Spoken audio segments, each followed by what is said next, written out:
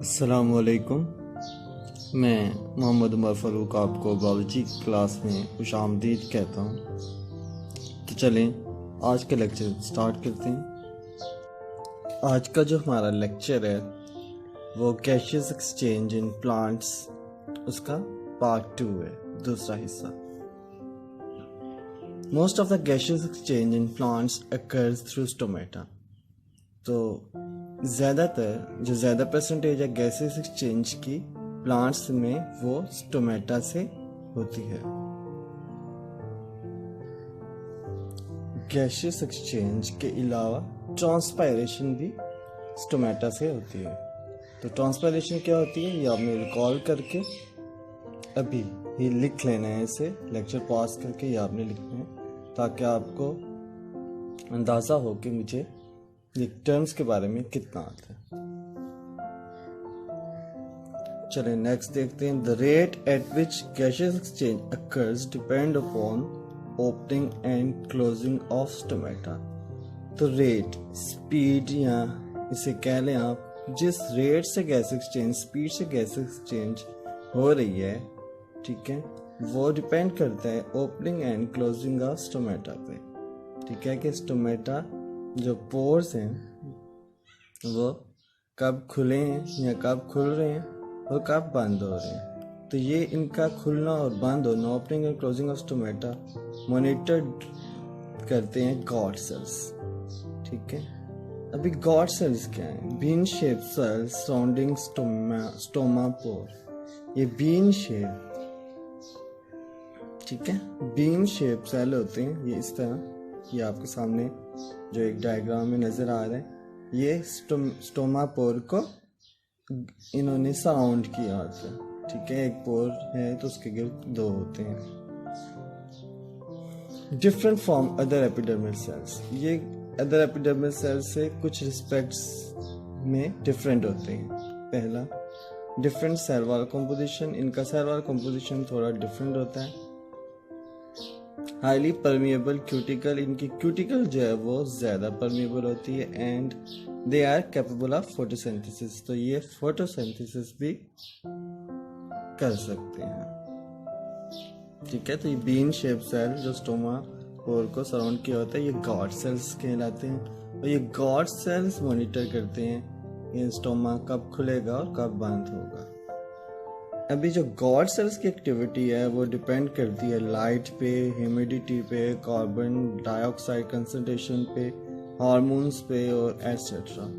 ठीक है, तो इसमें लाइट का बहुत ज़्यादा रोल है। ये एक टॉपिक 9th क्लास में भी है, आज भी हम इसे देखेंगे। ठीक है, तो नेक्स्ट कुछ टर्म्स यूज होंगी, उनका आप पहले देख लें कि उनका मतलब क्या है। सल्यूट पोटेंशियल, तो इसे अगर सादा जुबान में डेफिनेशन इसकी करनी हो तो सल्यूट पोटेंशियल का मतलब होता है नंबर ऑफ सल्यूट पार्टिकल्स किसी भी सॉल्यूशन में। Water potential, number of water molecules. ठीक है, तो ऑस्मोसिस का तो आपको पता ही है, ये आपने रिकॉल करने और अभी लेक्चर पास करके ऑस्मोसिस की डेफिनेशन लिखनी है। इन डे, दिन में there is light, photosynthesis in guard sales.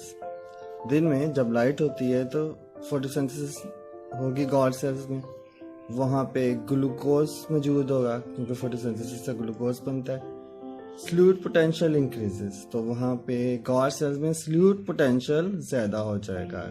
Glucose एक सल्यूट है ना जो वाटर में डिजॉल्व होता है। ठीक है, तो सल्यूट पोटेंशियल वहाँ पे इंक्रीज हो जाएगा। वाटर पोटेंशियल ड्रॉप्स, तो पानी का जो पोटेंशियल है वो गॉड सेल्स में नीचे आ जाएगा। देखें जब सल्यूट पोटेंशियल बढ़ रहा है तो वाटर पोटेंशियल तो ऑब्वियसली नीचे आएगा। तो water rushes inside of guard cells, तो वाटर गॉड सेल्स के अंदर जाना शुरू कर देता है क्योंकि वाटर पोटेंशियल वहाँ पे ड्रॉप हो गया। अगर आपको ऑस्मोसिस की डेफिनेशन आती है तो ये आप समझ सकते हैं कि पानी उसके अंदर क्यों जा रहा है। गॉड सेल बिकम टर्जिड और गॉड सेल्स टर्जिड हो जाते हैं। ठीक है, इसके अलावा लाइट क्या करती है, लाइट ये भी करती है कि it causes potassium ion go inside of guard cells, increases solute potential. ठीक है, पोटाशियम आयन को भी लाइट ये करती है कि गॉड सेल्स में भेजती है, जिसकी वजह से सल्यूट पोटेंशियल इंक्रीज हो जाता है। एक तो ग्लूकोज की वजह से इंक्रीज हो रहा है, एक ये पोटाशियम आयन की जाने की वजह से इंक्रीज हो रहा है। बिकॉज ऑफ इट इसकी वजह से भी वाटर गॉड सेल्स के अंदर जाता है और गॉड सेल्स टर्जिड हो जाते हैं। ठीक है, लाइट है, फोटोसिंथेसिस हो रही है, ग्लूकोज जमा हो रहा है, ग्लूकोज की वजह से सल्यूट पोटेंशियल इंक्रीज हो रहा है, वाटर पोटेंशियल ड्रॉप हो रहा है। ठीक है, और वाटर गॉड सेल्स के अंदर जा रहा है, क्योंकि वाटर मूव करता है from high water potential to low water potential, तो गॉड सेल्स में वाटर पोटेंशियल कम हो रहा है। ठीक है, और ये टर्चर्ड इसके अलावा लाइट पोटाशियम आयन को भी गॉड सेल्स के अंदर भेजती है, जिसकी वजह से भी सल्यूट पोटेंशियल इंक्रीज होता है। तो इसकी वजह से ये जो ये देख रहे हैं आप, ये गॉड सेल्स हैं, ये टर्जिड हो चुके हैं, टर्जिड हो जाते हैं, स्वेलअप हो जाते हैं और एक दूसरे से दूर हो जाते हैं। ठीक है, तो ये बीच में ये जो पोर है, ये स्टोमा जो है ये ओपन हो जाता है। ठीक है, इस तरह। तो ये इनका रेगुलेटरी प्रोसेस है। अभी उसके कंट्रास्ट में नाइट है, नाइट में लाइट कोई नहीं होती, फोटोसिंथेसिस नहीं होगी, गॉड सेल्स में ग्लूकोज नहीं है, तो सल्यूट पोटेंशियल जो है वहाँ कम हो जाता है। गॉड सेल्स में वाटर पोटेंशियल बढ़ जाता है। ठीक है, और वाटर जो है वो बाहर आना शुरू हो जाता है गॉड सेल्स से। ठीक है, और गॉड सेल्स फ्लैसिड हो जाते हैं। और फिर उसी तरह लाइट नहीं है तो पोटाशियम आयन गॉड सेल्स के अंदर नहीं जा रहे, बल्कि पोटाशियम आयन जो हैं वो बाहर आ जाते हैं पानी के साथ। इस तरह गॉड सेल्स में सल्यूट पोटेंशियल और कम हो जाता है। ठीक है, तो जैसे सल्यूट पोटेंशियल गॉड सेल्स में कम हुआ, मतलब वाटर पोटेंशियल ज्यादा हो गया। ठीक है, वाटर पोटेंशियल जैसे ही बढ़ता है गॉड सेल्स में, तो पानी हाई वाटर पोटेंशियल से लो वाटर पोटेंशियल की तरफ मूव करता है, तो पानी जो है वो गॉड सेल से बाहर आ जाता है और गॉड सेल्स फ्लैसिड हो जाते हैं। और इस तरह जब गॉड सेल्स फ्लैसिड होते हैं,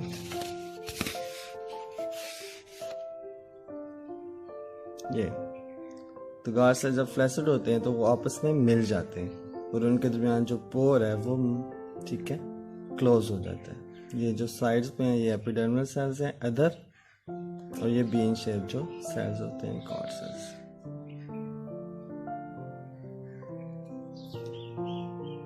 नेक्स्ट अभी वो प्रोसेस क्या है, process through gases exchange occurs. वो प्रोसेस क्या है कि जिसके थ्रू गैसेस एक्सचेंज होता है, तो वो डिफ्यूजन है। Air spaces are present within the leaf which allow gases exchange. तो लीफ में या रूट में भी अगर गैस एक्सचेंज होगा तो वहाँ पे एयर स्पेसेस मौजूद होती हैं। ठीक है, जहाँ एयर आके जमा होती है, और डिफ्यूजन के थ्रू। तो डिफ्यूजन क्या होता है ये भी आपने लेक्चर पास करके खुद लिख लेना है, ये आपको पता होना चाहिए। ठीक है, तो ये आज का हमारा लेक्चर था गैसेस एक्सचेंज इन प्लांट्स, उसका पार्ट 2। ठीक है, मैं उम्मीद करता हूँ कि ये आपको समझ आया होगा। ये आपने सारा इसे नोट आउट कर लेना है। गैसेस एक्सचेंज इन प्लांट्स जो है ये ख़त्म हो गया। नेक्स्ट हम लेक्चर में भी स्टार्ट करेंगे कि गैसेस एक्सचेंज इन ह्यूमन। ठीक है, ओके, अपना ख्याल रखिएगा। अल्लाह हाफिज़।